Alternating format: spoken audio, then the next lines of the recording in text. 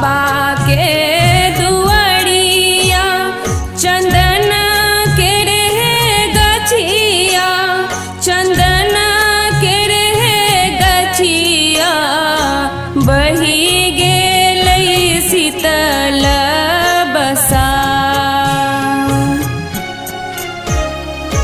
ताहि तर सीता दाई के डोलिया है फनौल, डोलिया है फनौल, लागी गेलै बतीसो कहा,